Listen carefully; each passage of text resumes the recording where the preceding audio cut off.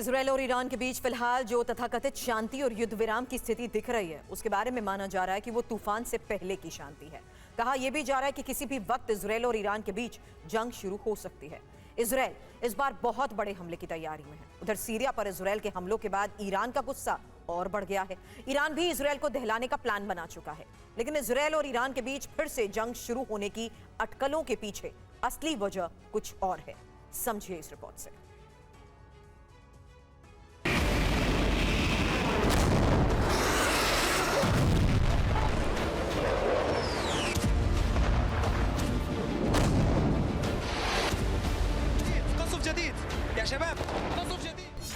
क्या टूट जाएगा ईरान इजराइल का सीज फायर?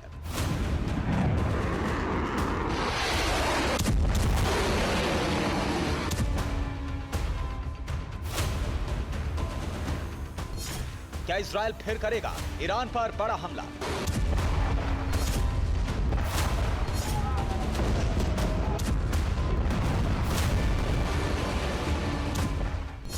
क्या पश्चिम एशिया एक बार फिर बारूदी लपटों से घिर जाएगा?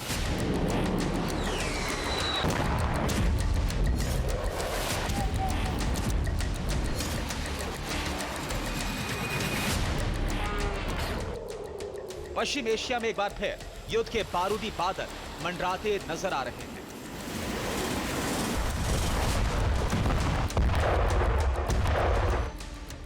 मीडिया रिपोर्ट्स के हवाले से दावा किया जा रहा है कि इजराइल की किलर खुफिया एजेंसी मोसाद ने ईरान में फिर से अपना जाल फैला दिया। मोसाद के एजेंट फिर से तेहरान में एक्टिव हैं। मकसद है ईरान में फिर से बारूदी धमाके और तबाही का तांडव।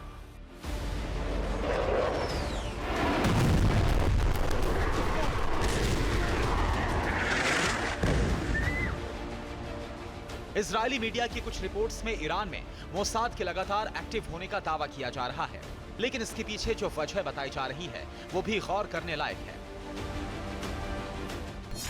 ईरान में पिछले दिनों हुए हमले में संवेदनशील इलाकों को निशाना बनाया गया। ये मोसाद के ऑपरेशन के तरीकों से मिलता जुलता है।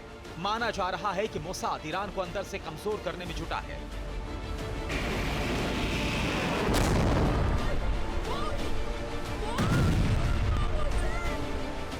युद्ध नीति के जानकारों का मानना है कि इजराइल केवल अपनी हवाई शक्ति पर निर्भर नहीं है, वो जमीनी स्तर पर भी ईरान के खिलाफ सीक्रेट ऑपरेशन जारी रखे हुए है।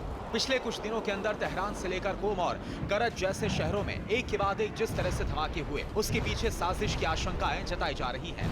वो ये बताने के लिए काफी है कि इजराइल और ईरान के बीच जंग कभी भी शुरू हो सकती है। आशंका ये भी जताई जा रही है कि इस बार इजरायली फाइटर जेट ईरान के परमाणु ठिकानों को भी निशाना बना सकते हैं।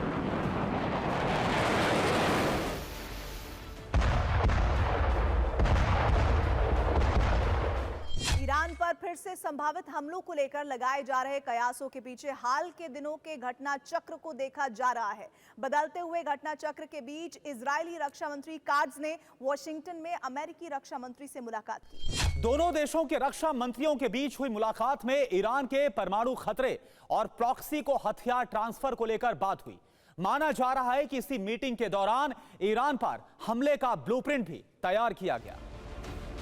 इस बात का डर तेहरान हुकूमत को भी है कि इजराइल फिर से ईरान पर बमबारी कर सकता है। लिहाजा इजराइल के हमलों का जवाब देने के लिए ईरान ने भी पूरी तरह से तैयारी कर रखी है, ठीक उसी तरह जैसे उसने कुछ दिन पहले इजरायली हमलों का जवाब अपनी घातक मिसाइलों और ड्रोन से दिया।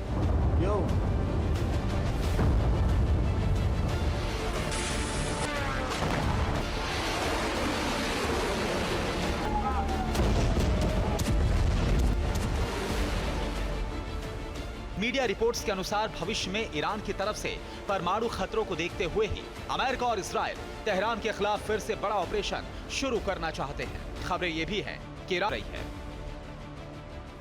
ईरान की बारूदी तैयारियों के बारे में इजराइल को मिले इस तरह के इनपुट्स को सीजफायर के खिलाफ माना जा रहा है। ऐसे में इजराइल और अमेरिका को इस बात का डर सता रहा है कि ईरान जब तक बातचीत की टेबल पर आएगा तब तक कहीं वो एटमी शक्ति न बन जाए। यही वजह है कि अमेरिका और इजराइल ईरान पर दोबारा हमला करने के लिए मजबूर हैं।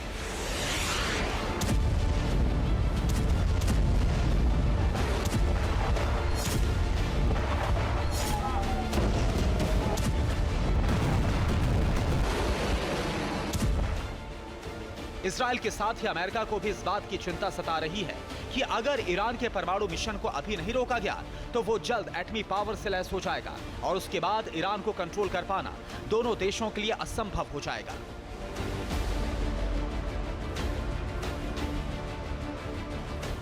पिछले महीने इजरायल के हमलों का मकसद ईरान के न्यूक्लियर मिशन को रोकना था और ईरान के सभी परमाणु ठिकानों को तबाह करना था ताकि ईरान भविष्य में इजरायल के वजूद के लिए किसी तरह से खतरा न बन पाए। 12 दिनों के लगातार हमलों के बाद भी ईरान के परमाणु मिशन के खिलाफ इजरायल को कामयाबी नहीं मिली। ऐसे में सीज फायर के बाद भी ईरान की हर गतिविधि पर इजरायल और अमेरिका ने नजर रखी हुई है कि कहीं ईरान कोई बड़ी तैयारी तो नहीं कर रहा।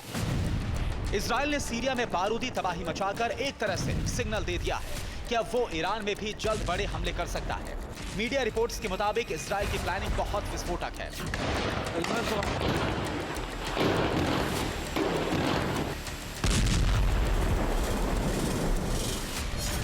दरअसल इजरायल सीरिया के बड़े हिस्से पर कब्जा करके गोलन हाइट्स का विस्तार करना चाहता है। फिर उस जमीन का इस्तेमाल इजरायल अपनी सुरक्षा चक्र को मजबूत करने के लिए करना चाहता है।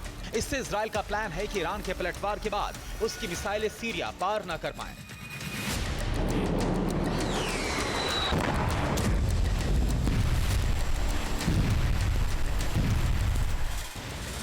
माना जा रहा है कि ईरान पर इजरायल फिर से बड़ी बमबारी कर सकता है और इस बार ईरान पर परमाणु वार्ता से भागने का इल्जाम लगाया जाएगा।